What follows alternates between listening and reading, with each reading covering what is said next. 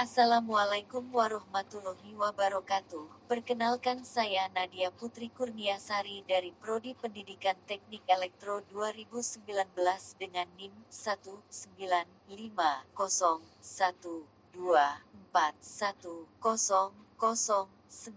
Pada mata kuliah Manajemen Industri kali ini, saya akan membahas sedikit materi mengenai legalitas cryptocurrency, Bitcoin, sebagai media pembayaran di Indonesia. Sebelum membahas lebih dalam mengenai legalitas Bitcoin, maka saya akan menjelaskan istilah-istilah yang sering dipakai dalam Bitcoin. Yang pertama, saya akan menjelaskan arti dari uang. Menurut Kamus Besar Bahasa Indonesia, uang merupakan sebuah alat tukar atau standar dari pengukuran nilai kesatuan hitung yang sah, dipublikasikan oleh pemerintah suatu negara dapat berbentuk kertas, emas, perak, dan logam lainnya. Uang tercetak dalam gambar dengan bentuk tertentu. Melalui Bank Sentral, pemerintah mengeluarkan kebijakan dengan mengeluarkan dua jenis mata uang Indonesia yaitu kartal dan giral. Uang kartal memiliki dua bentuk yaitu kertas dan logam. Sedangkan uang giral sendiri berbentuk biet giro, cek, serta kredit card. Semakin canggihnya teknologi informasi dan komunikasi kini muncullah e-money atau electronic money. E-money secara sah telah diakui oleh hukum Indonesia dalam peraturan Bank Indonesia. Selanjutnya yaitu pengertian uang digital. Uang digital atau yang biasa dikenal dengan istilah digital currency. Digital currency merupakan bentuk hasil dari perkembangan financial technology. Saat ini banyak digunakan untuk alat pembayaran secara online dan secara global.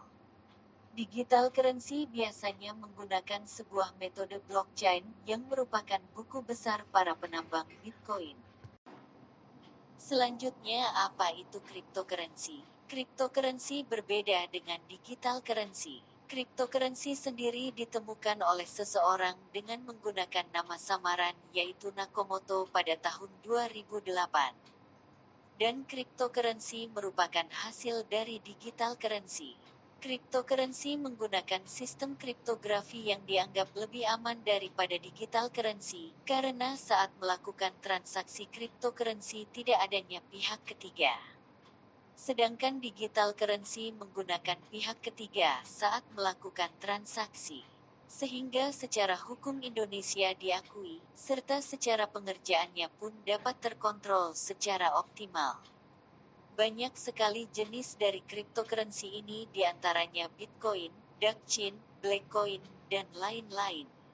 Bitcoin merupakan mata uang digital termasuk ke dalam jenis dari cryptocurrency, pertama kali diterbitkan oleh Nakamoto yang berbentuk saldo serta bersifat transparan.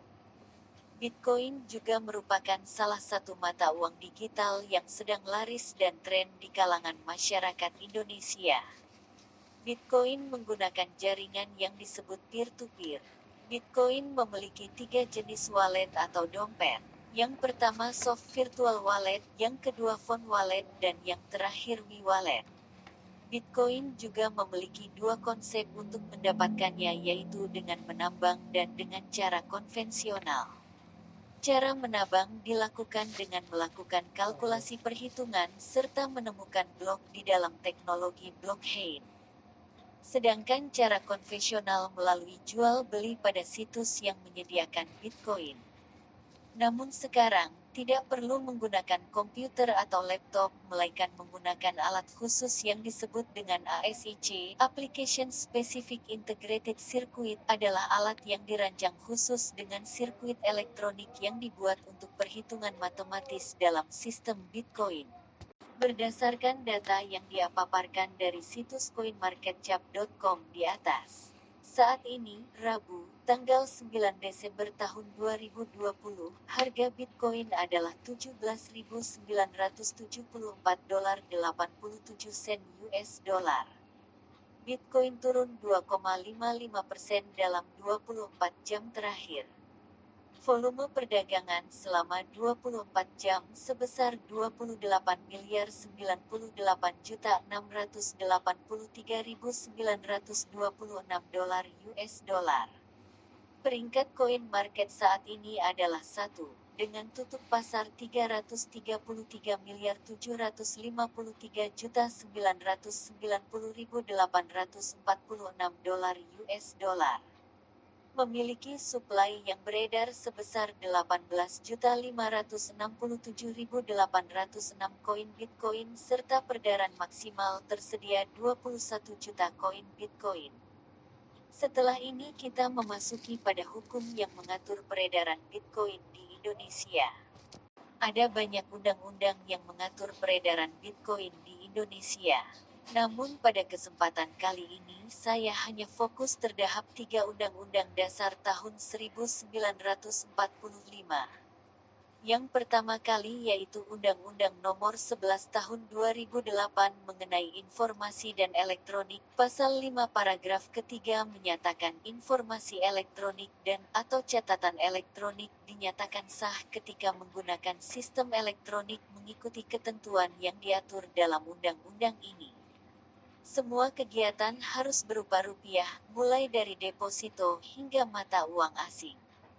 Sedangkan untuk saat ini, Bitcoin belum memenuhi kriteria yang ditetapkan Undang-Undang Nomor 11 Tahun 2008.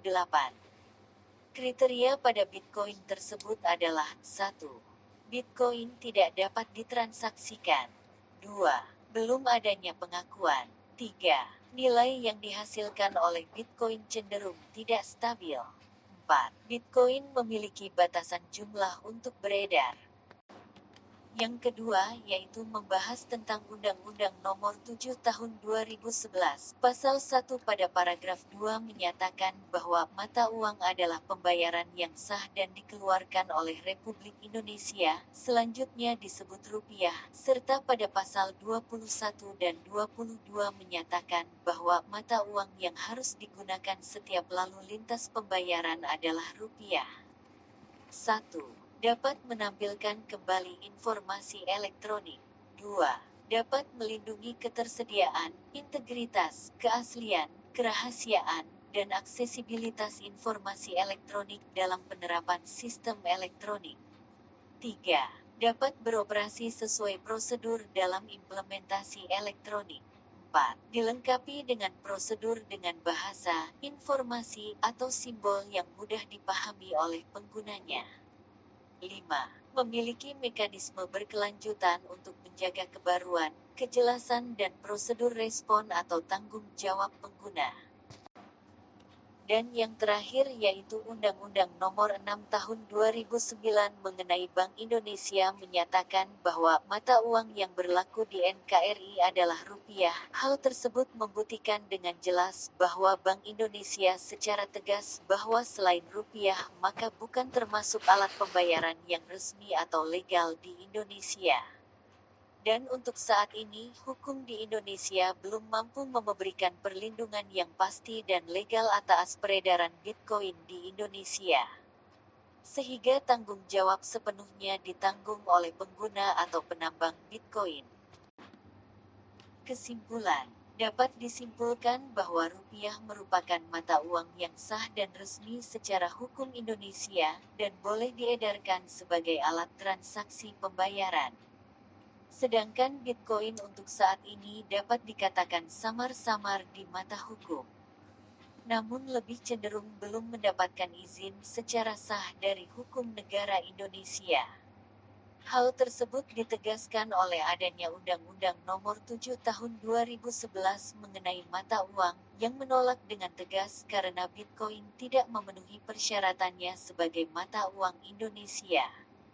Sedangkan pada Undang-Undang Nomor 11 Tahun 2008 tentang Informasi dan Transaksi Elektronik menegaskan bahwa Bitcoin memenuhi persyaratan. Demikian presentasi mengenai legalitas cryptocurrency, Bitcoin, sebagai media pembayaran di Indonesia. Kurang lebihnya saya ucapkan terima kasih dan mohon maaf. Semoga apa yang saya sampaikan dapat memberikan sedikit tambahan informasi dan ilmu serta dapat bermanfaat.